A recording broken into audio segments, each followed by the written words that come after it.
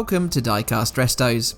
I'm Jason and this is a Siku 1039 VW Golf. These were produced between 1980 and 1994. A previous owner clearly wanted a black Golf, painting not only the body and grille black, but the wheels and crucially the window too. Thankfully they avoided the interior. On the base you'll see it says 1033 and Golf LS. That's because this Cabrio shares its base plate with the earlier 1979 Siku Golf hatchback. Here's how a facelift era Cabrio looks. There were just two distinct colour variations on the 1039 Cabrio, either shades of lime green like mine should have been, or white. Windows were tinted either light green or smoke, with only smoke featuring on white models. Green castings all had yellow interiors, while white cars had either a red or white one. Wheel types could vary on the 1 in 55 casting, while white cars could additionally be found with a black plastic base instead of plated metal. These had the headlights picked out in white trim. The model came out the year following the Cabrio's launch in June of 1979. By this point, the Golf had been in production for 5 years. It was as early as 1976 that a convertible version of the Golf had been mooted though. Coach builders Karmann presented Volkswagen's management with their designs in December of that year. This early prototype lacked some of the features found in later versions, such as the rollover bar, and had a different body line where the soft top folded down. Fast forward to February of 1979 where the Type 155 designated car was unveiled at the Geneva Motor Show. Here, as the model has plastic suspension components riveted in, I'm again using gentler liquid paint stripper on that black paint. Caustic soda would be too harsh and would warp the plastic parts.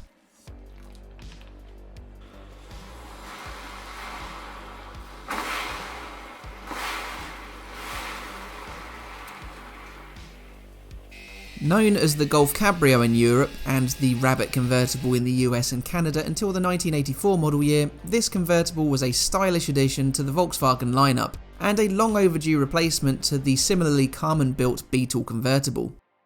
330,000 of those were built, with the final car produced in January 1980 as the Golf Cabrio production ramped up. The Golf Cabrio featured a reinforced body, a transverse rollover bar and a high level of trim. Volkswagen supplied engines, suspension and interior trim to the Karmann factory for installation. The initial trim level was the fuel-injected 1588cc GLI. Tops were available in vinyl or cloth, were heavily insulated and had a heated glass rear window. It had an update in 1981 in line with the rest of the Golf range, which included a new dashboard but did not include any exterior revisions to the rear light layout due to the different boot lid arrangement. In 1982, the GL, GLS and Auto trim levels were added, while the range-topping GLI was essentially a GTI in all but name. It wasn't until late 1983 that an officially badged GTI version of the Cabriolet became available with the special white edition. This had an 1800cc fuel-injected engine, 5-speed gearbox, single headlamp grille with chrome surround, and a multifunction computer. Its rear bench was altered to a 2-seat cushion and a larger fuel tank was fitted. Further GTI models were available for the 1984 model year. Here I made a right hash of this windscreen. I should never have used a high-speed rotary polishing wheel on plastic, as it deformed in a couple of places where it was left in one position for too long. But after some wet and dry sanding, it's starting to look a little better again, albeit without its moulded wipers. While the Mark I Golf was replaced by the Mark II in September 1983, the Cabrio would continue to be based on the earlier generation. From 1988 onwards, all Cabriolets left the factory fitted with a Clipper body kit, featuring smoothed body-coloured bumpers, wheel arch extensions and side skirts. It also had a new sports steering wheel and came with a higher quality Blaupunkt radio. For 1991, VW introduced new models to the Cabriolet range, including the GTI Sportline and Rivage. Each retained the 1800cc engine and came with their own unique trim. That same year, Volkswagen commenced production on the Mark III Golf. 1993 would be the final year of Mark I based Cabriolet production, with the final model rolling off the Karmann production line in July 1993. A Mark III based convertible would replace the original Cabrio for 1994.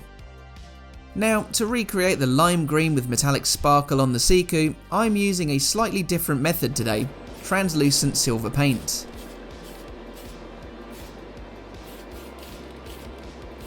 This is applied far thicker than the Tamiya Pearl Clear with a very strong flake. It may not be a great match, but I really like it, so it's getting clear coated and it's staying. Actually, depending on the light source, it isn't a million miles away from the factory original. Onto the wheels, where I've decided to replace the trim with a decal. This is just a paper template, but these are my water slides printed onto white back decal paper, ready for transfer. I cut a hole through the centre for the axle to pass through. I doubt it'll conform to the concave shape of the wheel, but I thought this technique was worth a try. If it works for me on this guinea pig of a model, I'll most certainly be employing this method on future restorations. It will be great for other Siku models and Lone Star models, for example, that often had tampos printed onto the wheels instead of a foil layer.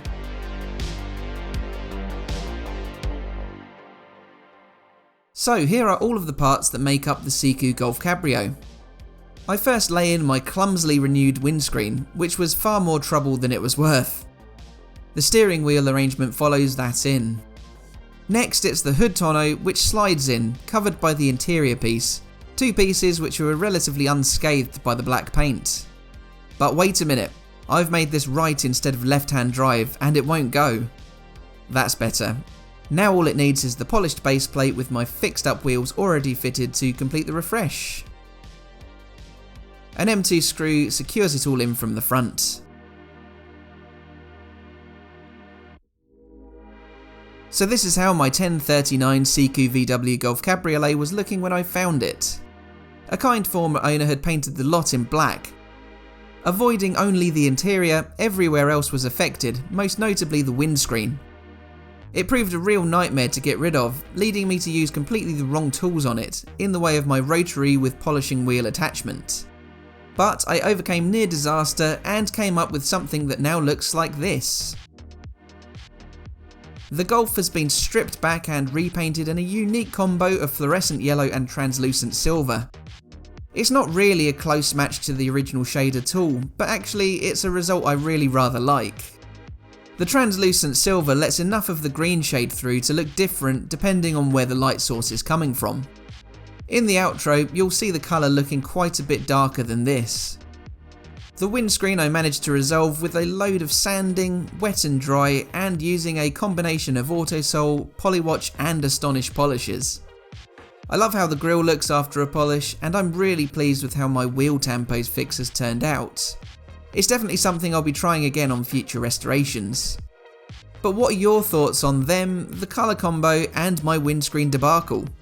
Let me know in the comments section and leave a like if you enjoyed the overall result. Please subscribe if you haven't already, but all that leaves me to say is thanks for watching and I'll see you again for the next one. Bye for now.